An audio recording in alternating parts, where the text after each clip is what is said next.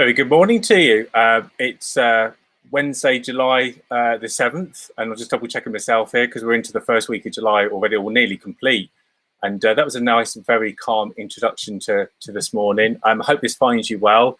So welcome to the July Redcar Cleveland Business Network. I'm Darren Winter, and with Karen King from King Celebrant Services, we're volunteer co-managers of the Redcar Cleveland Business Network. Thank you to the Council, Redcar and Cleveland Borough Council, who we work in partnership with. And a big thanks to our sponsor, Bead Financial, who sponsor our website, redcarclevelandbusinessnetwork.com. If this is your first time watching, where have you been? We know we got a lot of first time watchers all of the time. So just give you a bit of a brief background. Business Network was established as a regular meeting where business owners like yourself can meet other business people to share best practice, advice, and just gives a bit of a forum to, I guess, give some steer and direction when you're opening a new business, or if you're a bit stuck with a business, or you just want to get your face known, you want to start growing your business a bit more.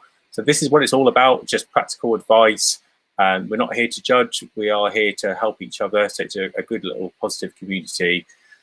So we've been doing this for a few years now, and we've been doing face-to-face in real life meetings, events and that beforehand, before last March, of course. But we're trying to replicate the experience as best as possible. And today we've got this live multi-channel stream. So we're broadcasting live on Facebook, YouTube and Twitter. But we're thinking of making some changes. And we need your feedback. And I was going to put something on the screen here. We have got a survey running at the moment, and I really need everybody to fill this in. We've been running this live stream session now, so like I was just saying, for just over a year, and we know ourselves that it's not the most engaging kind of delivery, and we never really thought we'd be doing this for over a year, to be fair. But we've tried to deliver something positive and fairly regular and reasonable, good quality, with lots of information and some motivational speakers, give you some ideas about what else is going on around the borough and what businesses are opening, and some insights of how they're growing. But we know that people still want the kind of networking side. So we're sort of thinking of making some changes. We need your feedback. So please, could you take a minute to just complete this 2-minute survey? I've popped it on the screen. It's going to go out as an email if you're on our mailing list, and there's 450 of you on the mailing list. So we're going to send that out again today at 9 o'clock. We have had some responses, but we know everybody gets asked to do surveys, and everybody hates filling in surveys. But it's the only real way that we can get an idea of exactly what everybody wants. So the time, the best time of the day, the best day of the week, what platform people want to use, and just generally kind of your comments and feedback. It really will only take you a couple of minutes. So they're kind of 10 quick, easy questions to do. Just to give you a bit of a heads up, it's probably likely we're going to move to the Zoom platform, because the Zoom platform has breakout rooms for discussions. And the idea is that we'll try and kind of mix people up each time that we meet. You get to meet some different people. So it's a near, I suppose, best way that we can do the networking while we're still doing this. And possibly the time is going to change to 9 o'clock, and it might go to bi-monthly as well. So lots of changes we're talking about here. This is why we need your feedback. So I appreciate not everybody's live on here today. I know a lot of people, quite a few of you do watch this again. So the survey is going to be out for another week. So you've got plenty of time to take the survey, but please, if you're watching this now, just get it in the background, open a new tab on your device, keep this in the background, just take the survey while it's fresh in your mind. Tell us what you like, tell us what you don't like, tell us where we can improve, but most of all, tell us what you want to get out of this session. So it's really important we get your feedback. We're not saying we're not going to go back to real events, because I get asked about this all of the time. Obviously, the government guidance is now being fully updated. It is a bit of a grey area at the moment about kind of where the responsibilities lie in terms of health and safety. And this is a bigger issue, really, that I think all of us as business owners actually need to be aware of. So when we're managing businesses and we're working with the general public in our businesses, so if people welcoming through our doors, it's like the responsibility that, yes, government guidance has changed in terms of allowing face masks. The responsibilities can be passed on to us as individuals, but I think there's going to be a grey area there for businesses. So I think we're in a very difficult position. We can't make people wear face masks. So if you've got a team of people, our responsibility as business owners is looking after their interests. And if you can see a couple of people coming through the door that are coughing and spluttering, what are we going to do? So we can either ask people to put face masks on, or we don't do anything at all, but then we risk those people perhaps then spreading infection.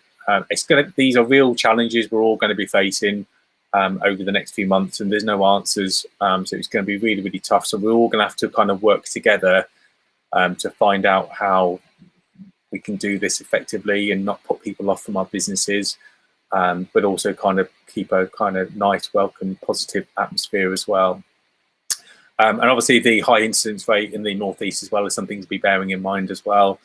So I think overall, this is why I think it's a sensible approach that we do want to get back to in real life networking.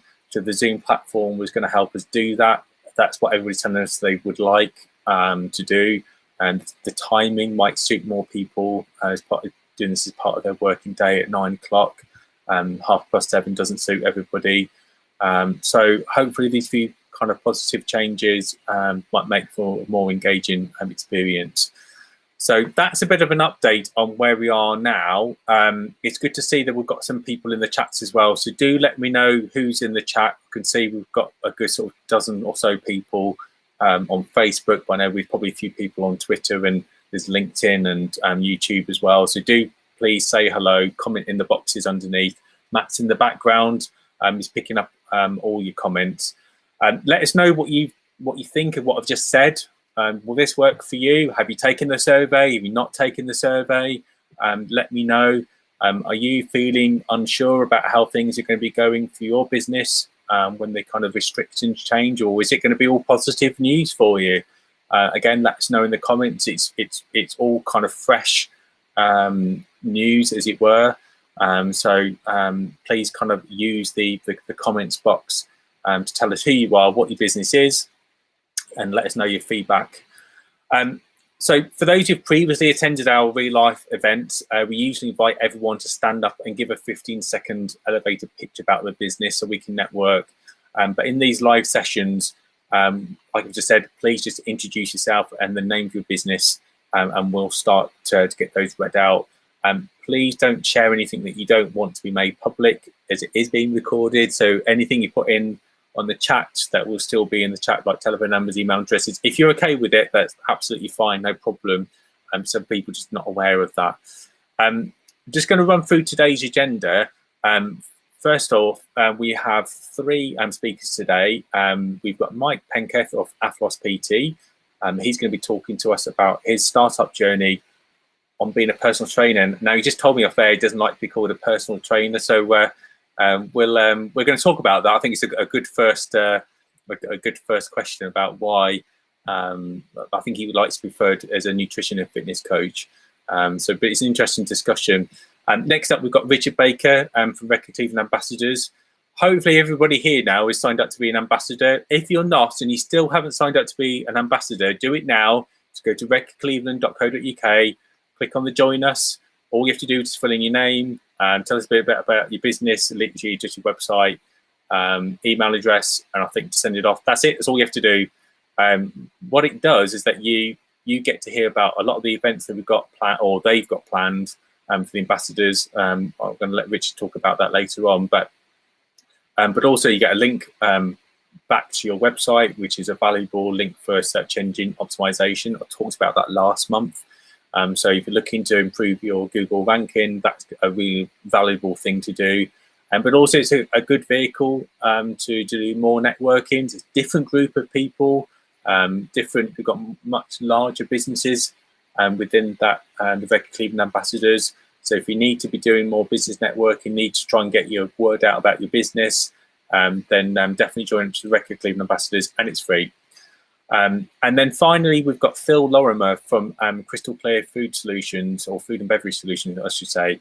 He's going to be talking about why he's launched his new business and opportunities for food and beverage in Redcar and Cleveland, and how it can help, and how he can help the hospitality sector recover from the effects of the lockdown and ongoing restrictions. So quite some specific sort of guidance and sort of benefits there. So it's been an interesting conversation with Phil, and also about his journey as a new business as well. So hopefully some interesting conversation about some of the challenges that we're all facing in our businesses, whether the new ones or established ones, how we can grow it.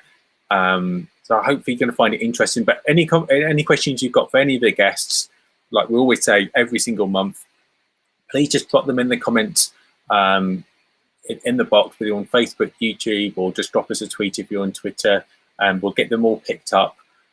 If you're watching this again, still just drop them in, and we will try to pick them up. But if you can just tag us in, and then we're more likely to be able to respond quickly to you. Okay, that's enough chatter from me. Let's have a look on the chat. Who's there? Morning, Nick Rogers. How you doing, Nick? You doing okay? From Project Escape.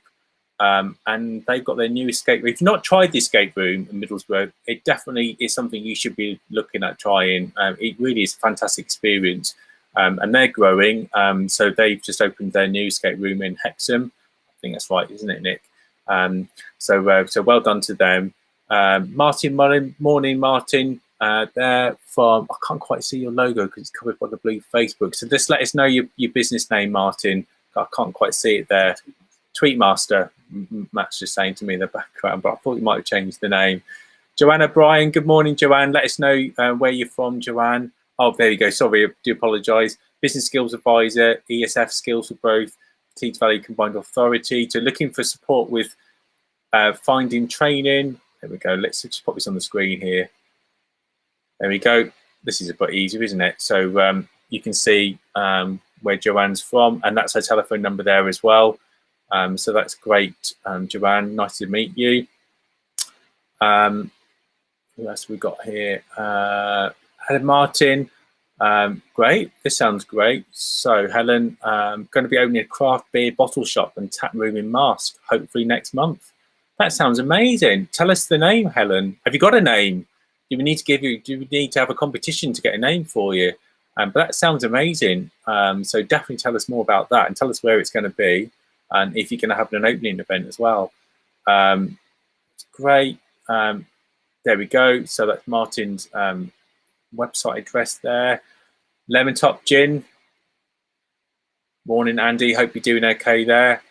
And we did buy a bottle of Lemon Top Gin a couple of months ago. So definitely it's an interesting concoction with the, I think with the little cocktail that you were talking to us about.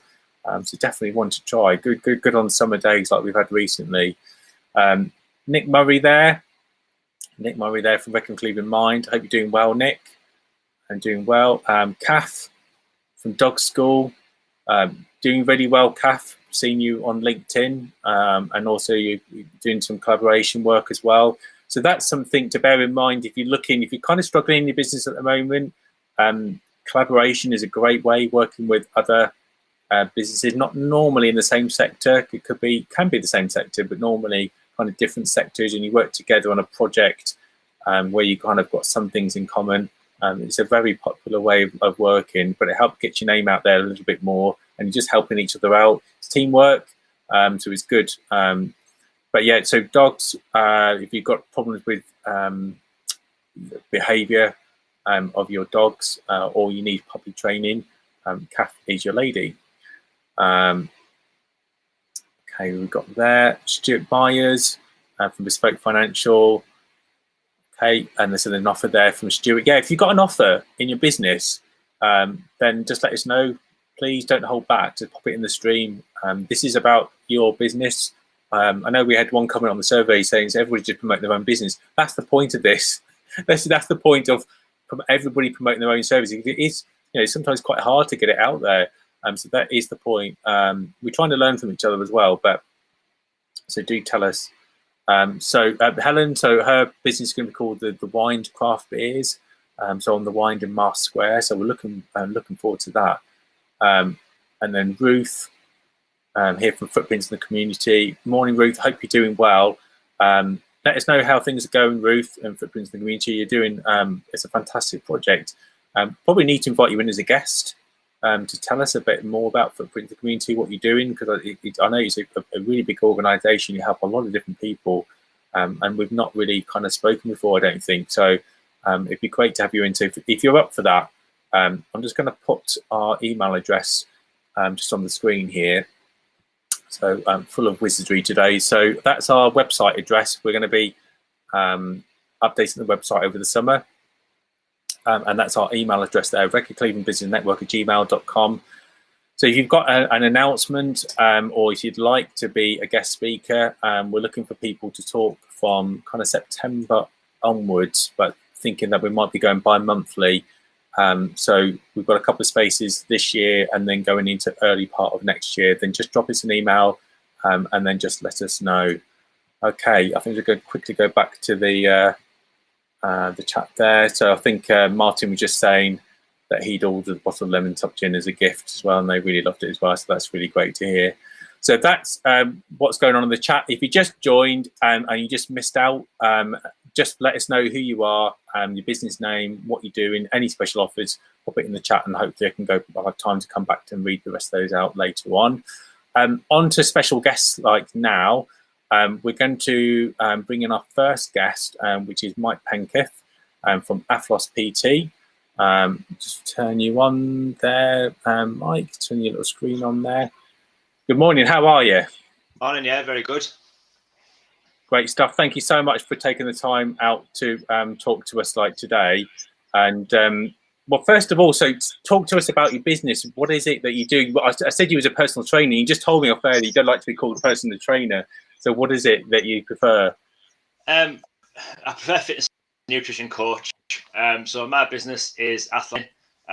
Obviously, personal training's in the title, so I can't really get away from the fact that I am, in fact, a personal trainer. But yeah, I prefer fitness and nutrition coach mainly because I feel like personal trainer comes with a bit of a stigma of I'm going to be a bit shouty, a bit dictatory, it's a bit my way or no way. And Andy in the chat might say that's the way it really is. But it's really not. I try to work with my clients to sort of make it fun, enjoyable, engaging for them, so they get the best out of the training. They get the results they want, but it's not so hard that at the end of every session they lay down on the floor and never want to come back. I obviously set the business up to help. I want to help people better themselves, be fitter, healthier, and stronger. But it does not have to be screaming, shouting, drop and give me 10 press-ups type of attitude. It can be more sort of enjoyable, more fun. I'm not the shouty type of person, so it doesn't really sit right with me. That's what people think, though, isn't it? That the personal trainers on these kind of fitness sessions. I know we kind of mentioned off air about the military fitness. That's what people have got in their heads is going to be this really kind of tough session, and they're just going to get completely beasted. Yeah, don't get me wrong. The sessions are tough, but tough and achievable for that client. That's kind of one of the beauties about what I do is that I will always make the session just that little bit tough that they're going to get something out of it, but not so hard that they're never going to want to come back, or it's going to be so hard that the next 3 or 4 days they're going to be really, really painful and really, really hurting and aching. So yeah, it's got to be fun, it's got to be enjoyable, it's got to be achievable. So why did you set up to run your own business? What kind of motivated you to do this? Obviously, initially helping people. I really enjoy seeing people reach their goals and seeing people achieve what they want to achieve in their fitness and making people fitter, healthier, and stronger. I've always sort of done it sort of like on the side a little bit because I've always been into fitness, doing triathlons and doing cycling races and football and running. So I've always helped people where I can because I'm always a bit of a researcher and a bit of a data geek. I like sort of finding out why and how things work. So I've always helped people a little bit on that. But I mean, the main reason I set the business up was because I'd spent 10 plus years going through the buses, driving buses, doing 40, 50 hours a week, and didn't really think it was sustainable. Obviously, it's not my passion. It wasn't the job I loved. And long hours, not seeing the family, not being able to actually have some sort of life. So set the business up to do what I love. It never really feels like I'm actually working for a living, but also get a bit more of free time and a bit more flexibility to work how I want to work.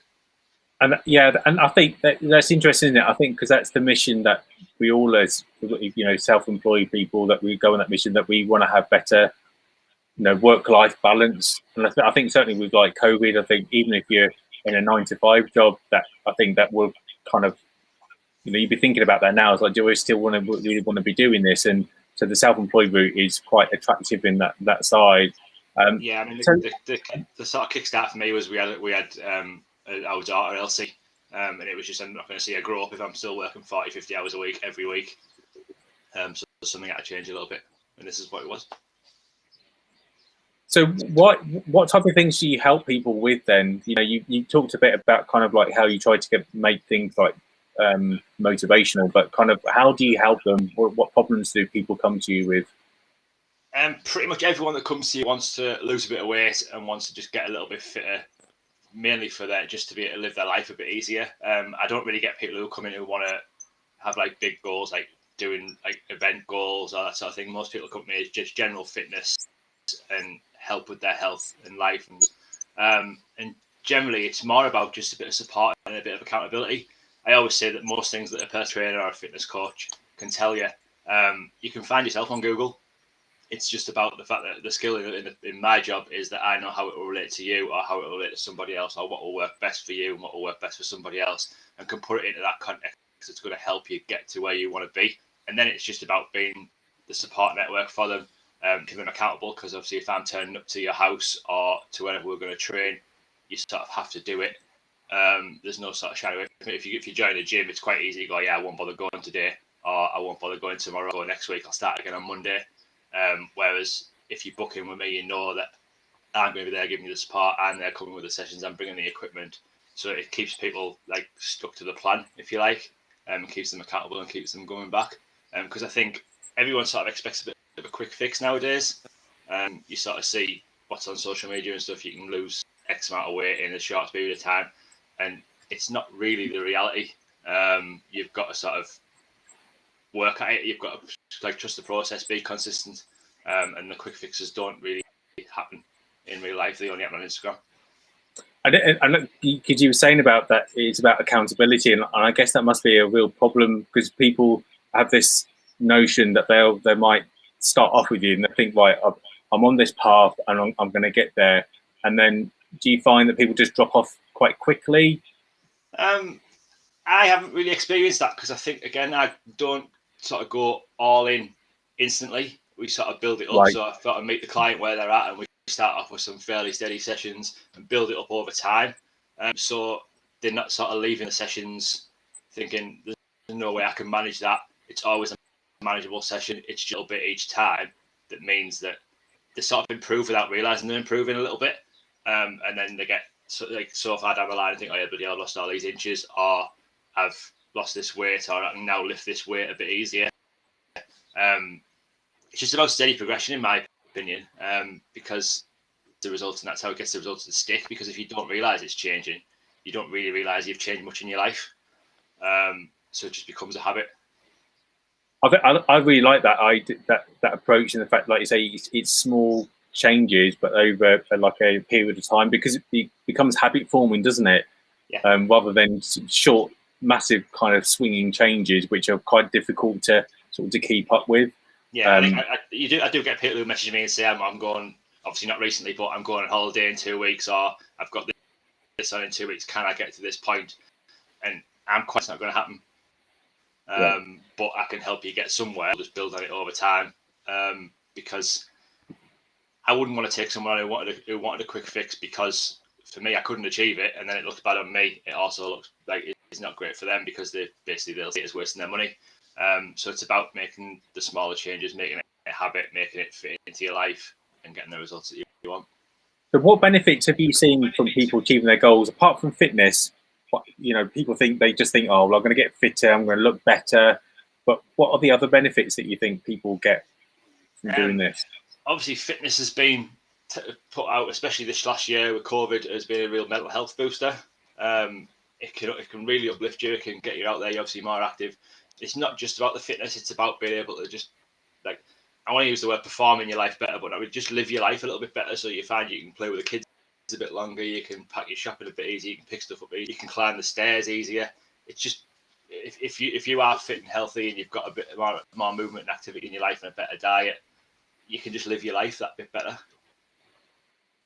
I mean, does it happen quite often that people reach a bit of a plateau in their fitness? You know, how can you keep those type of people? How do you keep their motivation fresh? Because they're quite more difficult. They feel they've done everything and almost could give up. How do you deal with that? Yeah, it can happen. It does happen as well, because you tend to find that people who, especially someone who's new to fitness or new to a different diet method or nutrition method, they sort of get some results fairly fast because it's a good adaptation in their body and it just changes quite quick. And then they will reach a point where they'll just level off. And for me, that's when sort of I'll look at changing something up. We'll look at like stepping the sessions up a bit more, or changing the type of training we're doing, or from a nutrition point of view, changing the way that their diet is set out, or just that like sort of movement again, and start those results coming back. But again, it's just about letting them, like, showing them where they've come from and where they've come to. So I'm quite a big believer in getting people to do progress photos rather than weight on the scale, because obviously your body composition will change quite a lot over time, where maybe the weight on the scale won't. So it's quite good to get people to sort of see where they've come from, and I'll always focus them back to say, well, look, 6 months ago you couldn't have done this, or 2 months ago you couldn't have done this, but now you can. Yeah, we're at a bit of a lull at the minute, but it will kick up again and you will get to another level again. And it does work quite well. I mean, and the plateaus sometimes can be quite nice because it gives people a chance to just relax into it and get used to the sort of steadiness of it before we kick it up again.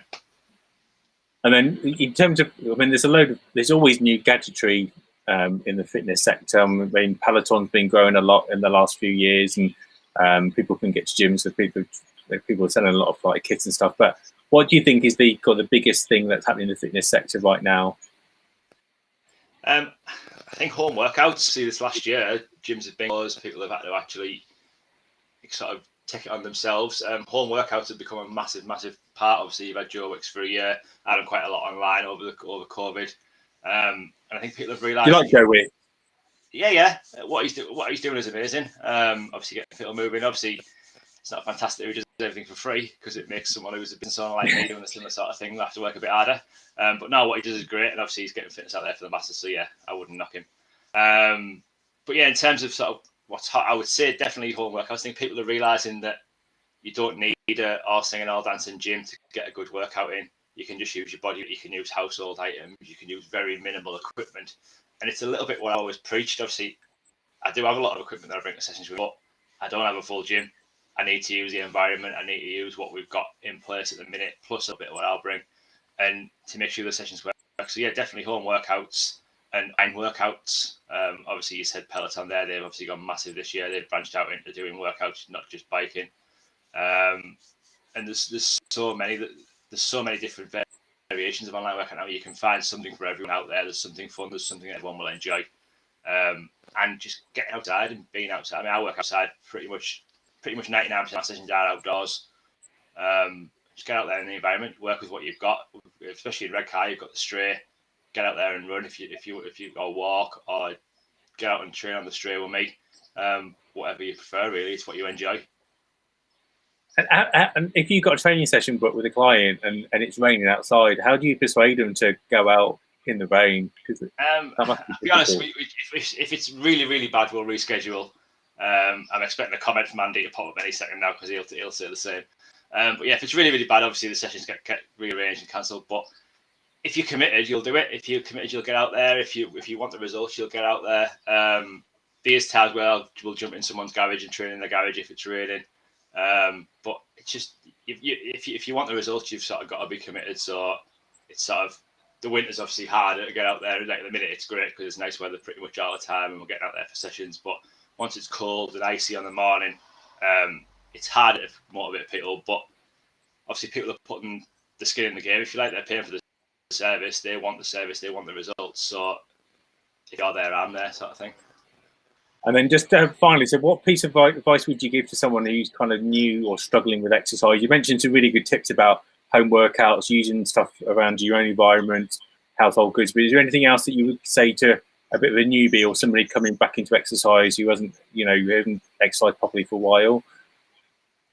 Yeah, I mean, be consistent is probably the biggest thing. You're not going to get results overnight. You're not going to really love it overnight. Yeah, you might be someone who gets out there and enjoys their first run, but then you're late for a couple of days after, and it's pushing through that sort of, this is hard. This is not getting me anywhere, because people, like I say, people want quick results. There's the comment from Andy there. I knew it was coming. People want quick results, and it's just being consistent and keep making sure you keep that training going. Don't give up when you don't see any results in a week. Don't expect the quick fix, but most of all, just have fun with it. Get out there and find something you enjoy. If you don't like running, don't run. There's plenty of other things you can do. You can get on a bike, go biking. You can go and do weight training. You can do any amount of body weight workouts, work out in the home. Find the place you enjoy working. That's the benefit of my business, is that I don't have a specific location to train. So I train where the client feels comfortable. So that would be another bit of advice, is train where and how you feel comfortable. If you're more comfortable in your house, train in your house. If you're more comfortable outside, do it outside. You've just got to find what you enjoy. And that's how it sticks, because if you're enjoying something, you're going to carry on doing it, and it's going to become a habit. And then once it's become a habit, even on the bad days, even on the rainy days, even on the days you don't like it, you still will go out and do it, because you've got into that sort of process of making yourself be fitter and healthier, and the results come quicker. Brilliant. If anyone's got any questions for Mike, please just put them in the chat. Just before, I just want to show a couple of comments there from, here we go. So Andy, Mike doesn't like getting wet. He's a bit soft. In all seriousness, I've been training with Mike for a year now. He's great. I really enjoy the sessions and the home workouts we did during lockdown. Can't beat being on the straight 6 a.m. But when I live in Redcar East, actually, so I'm only literally a couple of, just literally 2 minutes in from the seafront. And I agree that sort of like 6 o'clock in the morning, if you can get out there that early, it's really quiet. The roads are quiet. So if you're a bit sensitive about training, you don't want a lot of people watching you, or you just like a bit more space to yourself, that's a fantastic time. And the sunrises are phenomenal. You get some beautiful sunrises, and the beaches and that are amazing as well. So definitely a really good time to train. So where can people find you? How can they get a hold of you if they're interested, Mike? Facebook and Instagram, obviously the easiest and best ones to use. I think everyone's on Facebook or Instagram nowadays. So I'm at Athlos PT UK on Instagram. And if you search that on Facebook as well, obviously it pops up because they are linked now. And then the website is athlospt.co.uk. That's brilliant. I think we're going to put a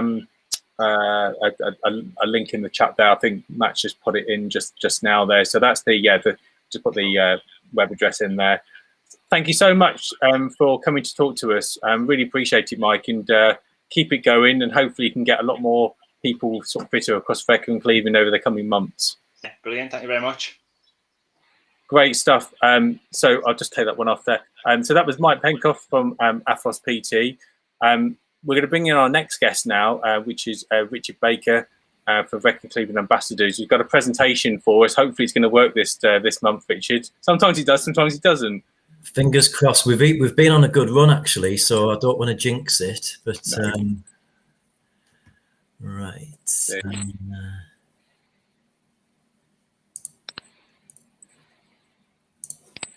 I think we might be okay.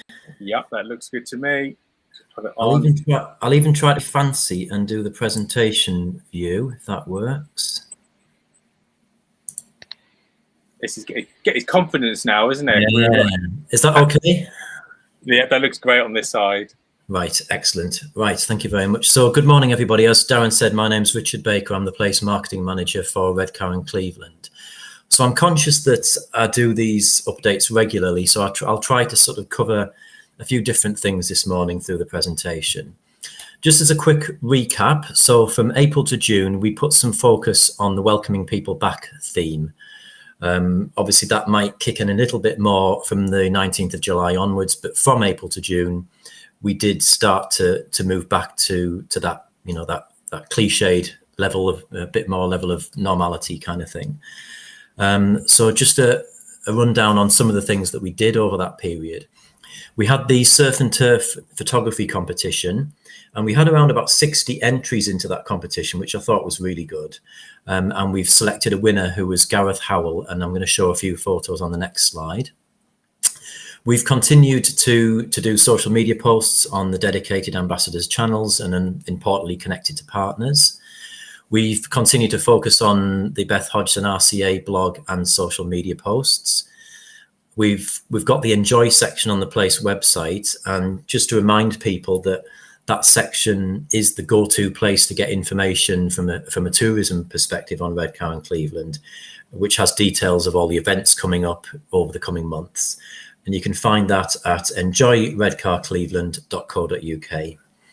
And then finally on this slide, the Northeast Family Adventures blog, they got in touch with us and said that they were interested in connecting and signing up as ambassadors, because although they're based in Sunderland, they love coming down to Redcar and Cleveland. So what we actually did was we had a meeting with them online last week, and they've come down to our place to do a feature for the blog, which I think will be going live later this week on the blog and on their Facebook page.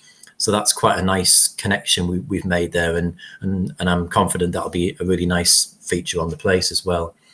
And then finally on this, I haven't got it on the bullet point, but connecting to partners comes into things. So we work closely with Enjoy Tees Valley, and a colleague from that team got in touch with me a few weeks ago to say that they were doing some filming, a promotional film and photography across the whole of the Tees Valley. And we connected them up to some of our ambassadors who have featured on the video, which was released yesterday. So there's Beth Hodgson's on, and Joanna from Charm Productions is on it as well. So when you get a chance to have a look at that quick video, it's a really nice video to promote our place. So there's some photographs on the surf and turf competition. So the winner is the large image on, I think it's Catesty Sands at Skinning Grove from Gareth. So all of the judges really liked that photograph, in that it was just something a little bit different. So we actually had to do some research to get the detail on the structure that he'd taken the picture through. So apparently it's a Second World War pillbox, which was previously further up the cliff and had rolled down over time. And we just thought that was a really nice image. And then there's a couple of the other finalists that we received. So we got really good entries into that competition. We aim to do another competition over the summer holiday period. So we hope that we'll get pictures from families and people eating ice creams and stuff like that. So that could be a nice competition as well. Moving on to the remainder of 2021. So the supporting local businesses theme has just started, and I'll come on to that in a second.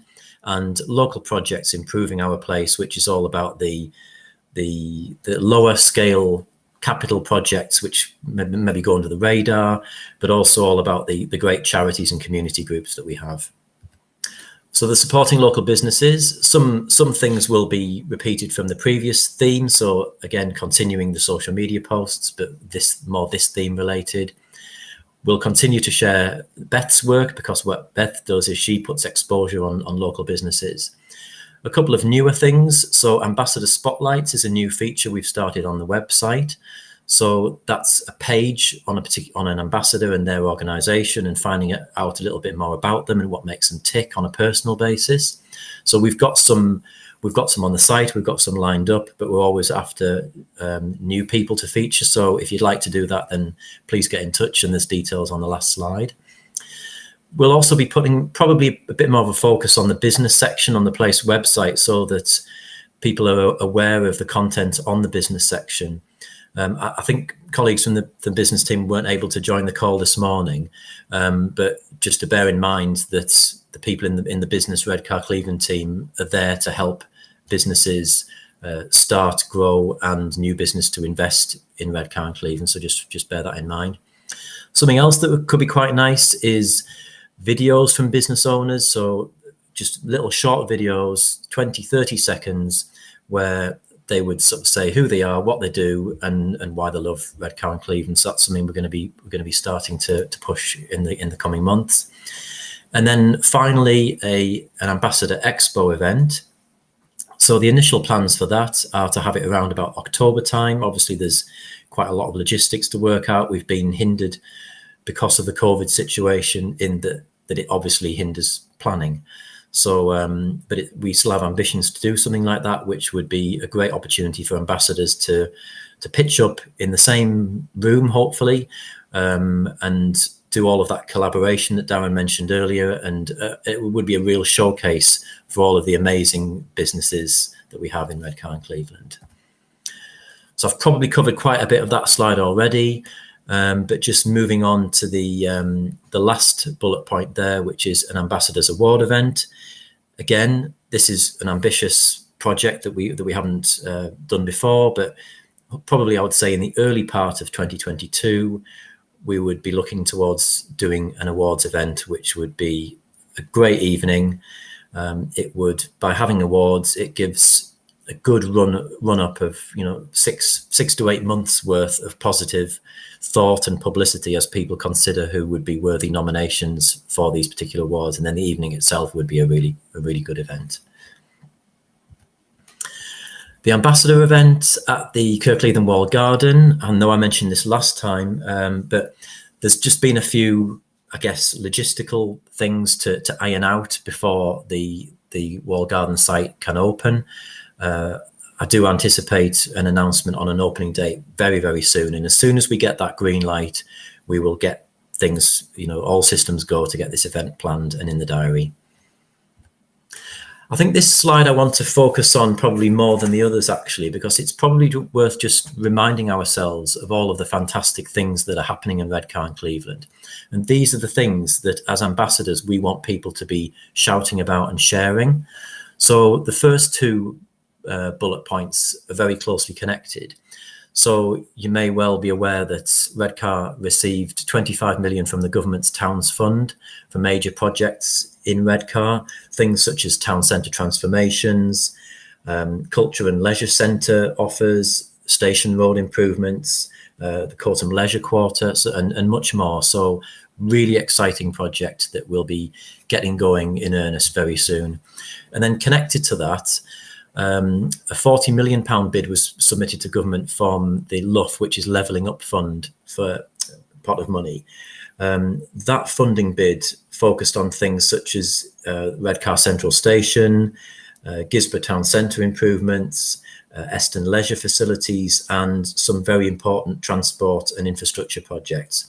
So particularly in relation to Redcar, the top two are very closely connected. And as an example, areas like Station Road, where the Station Road improvements can connect in to the LUF bid for the Redcar Central Station. So all of this is deliberately worked to work together.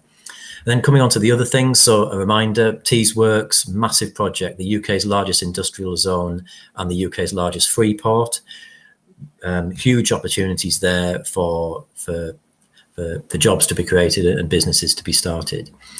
At Loftus, so close to £6 million from government for the Future High Streets Fund for transformational projects for Loftus. And then some a little bit more, I guess, warmer sort of things. So Saltburn Beach recently got 2 UK's best recognitions from The Guardian and Holiday Cottages UK website, which is fantastic. Another major coup, Gucci chose Redcar and Cleveland for a children's wear photo shoots last month, which was amazing. The Book Corner in Saltburn and some more Guardian recognition, that was in the top 10 British indie bookshops. You'll all be aware of how the Regent Cinema is emerging from the ground, and that's going to look amazing when that's completed.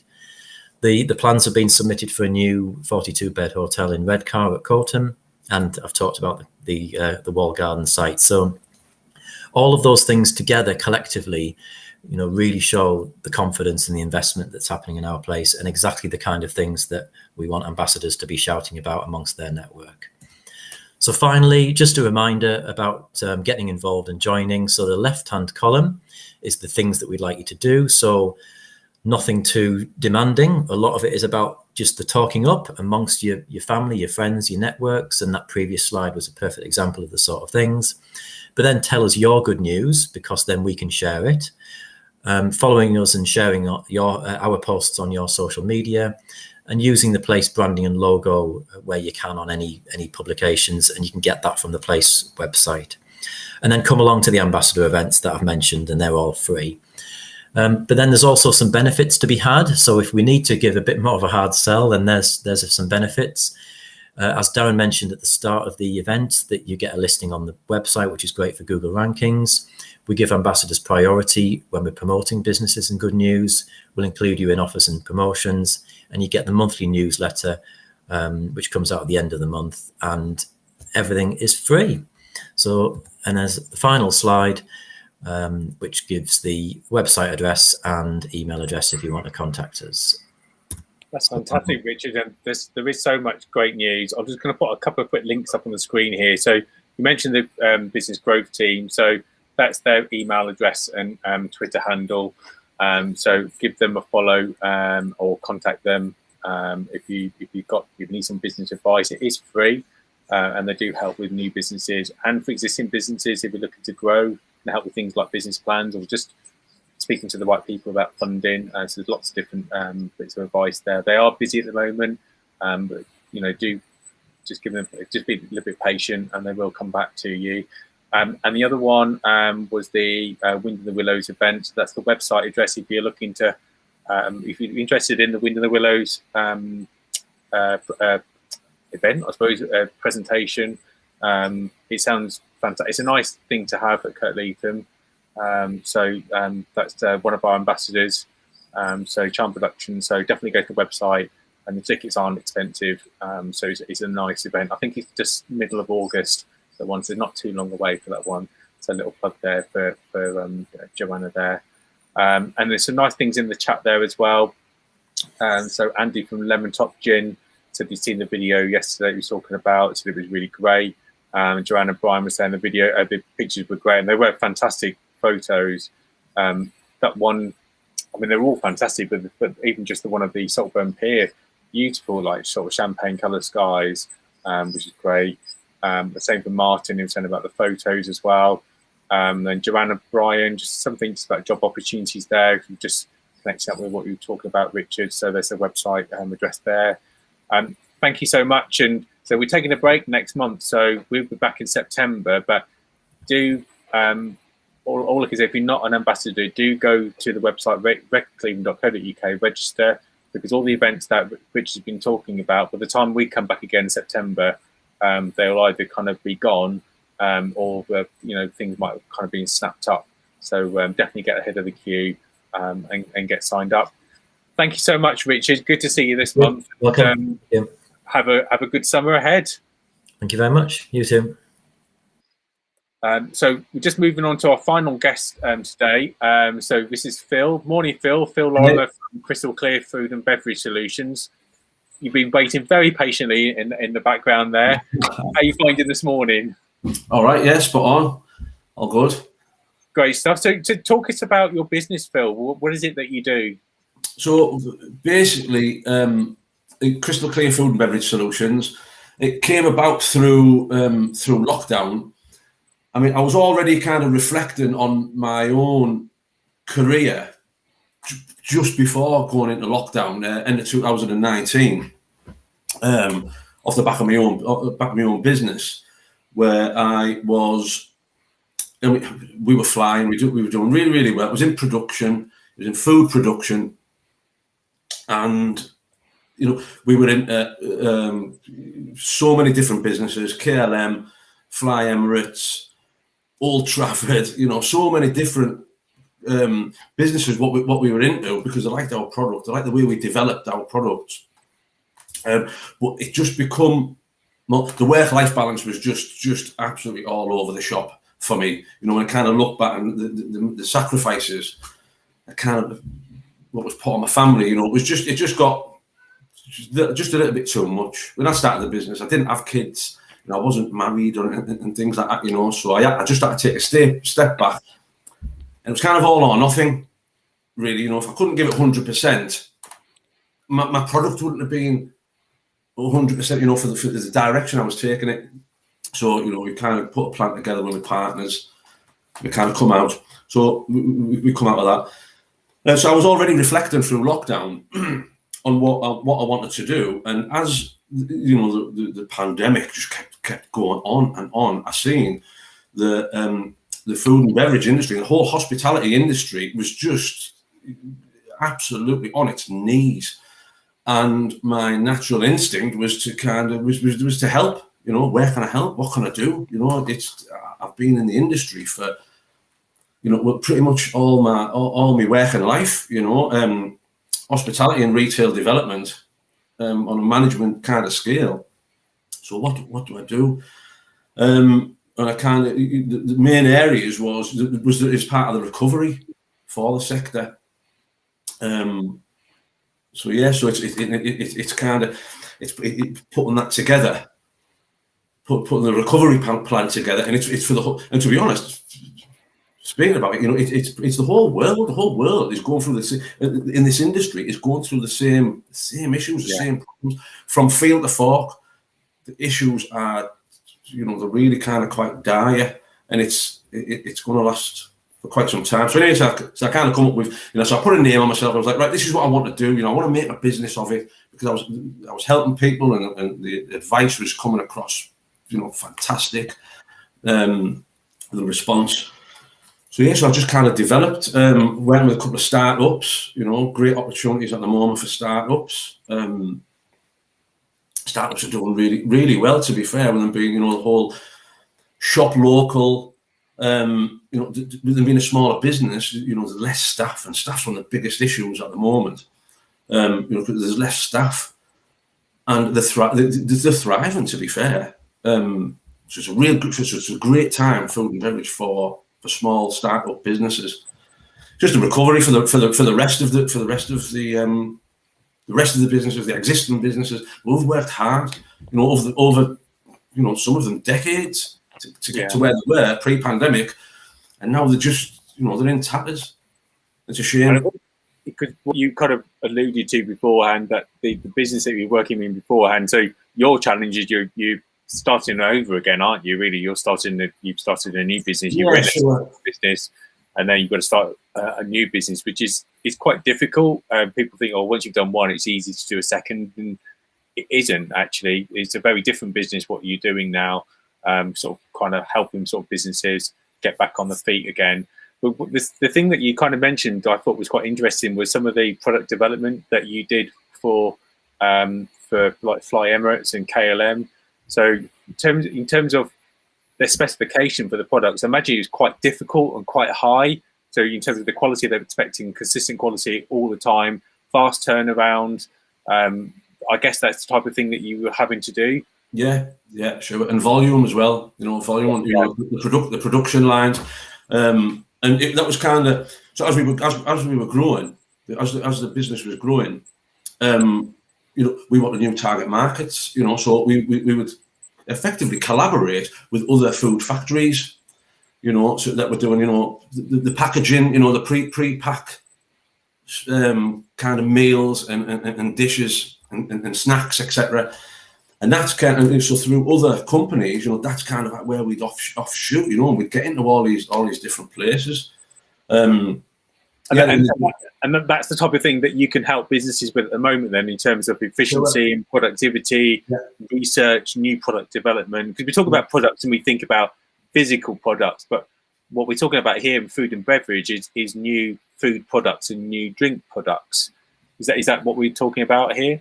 Yeah, for sure. Yeah, sure. So I mean, there's big, you know, there's a big trend in what is desserts at the moment. You know, that you know, that's trending really well. It's not going to drop off, but it's, you know, these have been made from people who have kind of come out of the industry, but kind of stepped into the industry.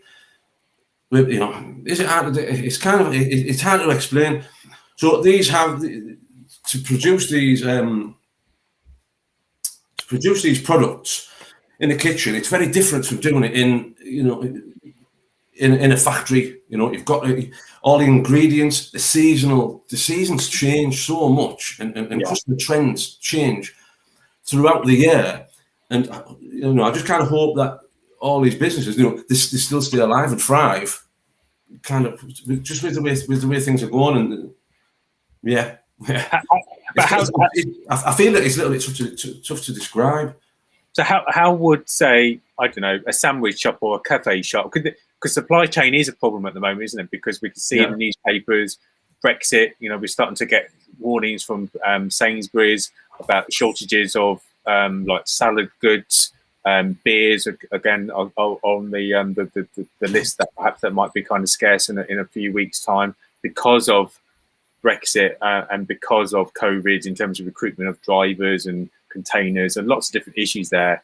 So if you we've only got we've got about 3 or 4 minutes, but in a couple of minutes, what type of things would you say to a business? What would you get them to look at in terms of how they can kind of overcome these challenges or prevent them harming their business?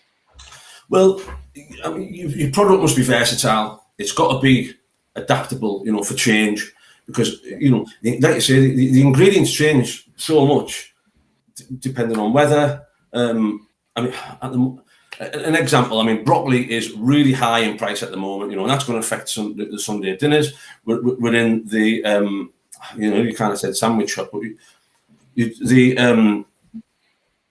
the carrot season, we're at the end of the carrot season. That's, so what you would replace that, the carrots with another product, whether it be cabbage or just whatever's in season. It's just make your product, it's got to be versatile. Where can it change, but not the quality not be affected? Yeah. So that's that's key. That's key. So would you say like to a business that, I mean, this is pretty much the same that I do in marketing, really, that in kind of July, August time, so about this time now, businesses should be still starting to think really about November and December in terms of like planning ahead. So things like the menus and what people are going to be doing, trying to forecast, and then it's about the supply chain, about where we're going to get those things from. And I guess that must be the same in terms of food and beverage as well, that people need to be sort of thinking ahead now to October, November, December. Yeah, sure. Even past then, to be honest. I mean, because there's not enough people to plant and pick produce at the moment. So it's going to be scarce.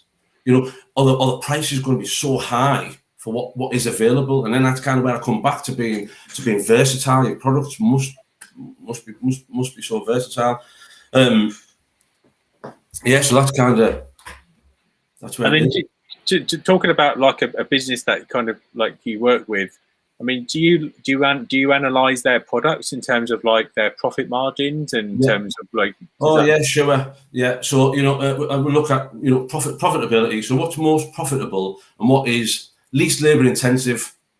And what would be best for work with sales promotions and certain times of the year. When, like I say, when produce is at its best quality and it's at the right price, and then incorporate that into your products. So your dishes and your products are going to be at the premium, and that's when you want to be pushing them.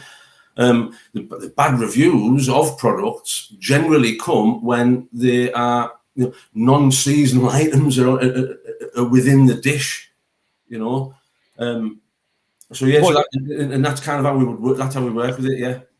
And what's your take on the whole vegan market? Do you think there's still more growth there? Do you think there's more unique opportunities there for businesses in the food and beverage sector to be harnessing like the vegan offering? Definitely, it's not going to go away. The vegan and vegetarian took quite a long time to come in, and as soon as it kind of it's established now. There's vegan restaurants, vegetarian restaurants, and now we're kind of off the back of that. We're getting into the vegan, and it's an absolute movement, and it's huge. It's a massive target market. People, they've got money to spend. It's products that people want. So you'd be, to be honest, all food and beverage companies and businesses, they would be daft not to offer some sort of vegetarian option and vegan options, but with choice. Don't want to go and have the same item every single time. they want to have the choice, even if it's 3 or 4 items. Give them choice, and they will come back, and you know what? They will go straight on the chats they're in and the forums, and they'll be like, I had this great dish, and it was at so and so, and then it will they will sell it for you, because that's the community. You sell that one person, and you do a great job. You sell it to a community, and you'll grow in no time. Seriously. So we've got 30 seconds left. So I just want to kind of mention that the last couple of months we had DIT who came in talking about kind of food or businesses or business owners who've got food products they want to promote overseas because there's a massive market for it. I know there's food and drink fairs going on at the moment, and there's a lot of opportunity within Europe and South America.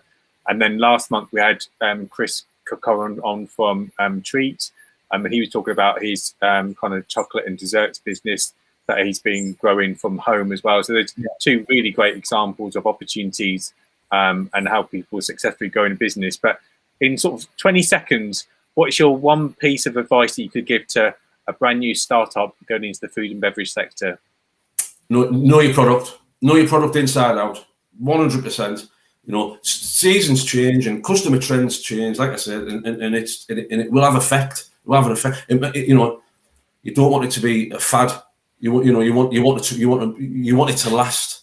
Your product must be adaptable for change. With keeping its quality, and not moving off track for what you're actually doing. Your concept.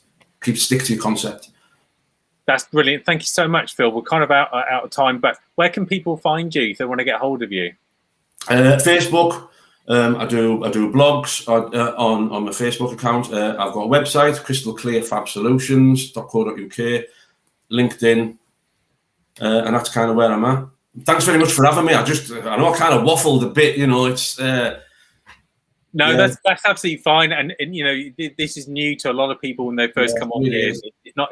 But we've put the link in the chat there so people can have a look at your website. But thank you so much. We're out of time for today. But I just want to say thank you to all our guests. So Mike Penketh from Athlos PT, Phil Lorimer, just heard from Crystal Clear Food and Beverage Solutions, Richard Baker from Redcar Cleveland Ambassadors. We're going to be back in September.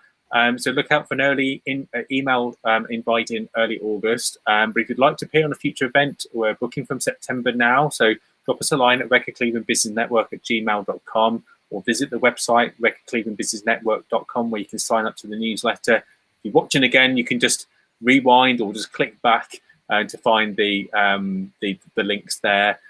Thank you so much for today. We wish you a great day ahead. Have a fantastic summer, and we'll see you very soon.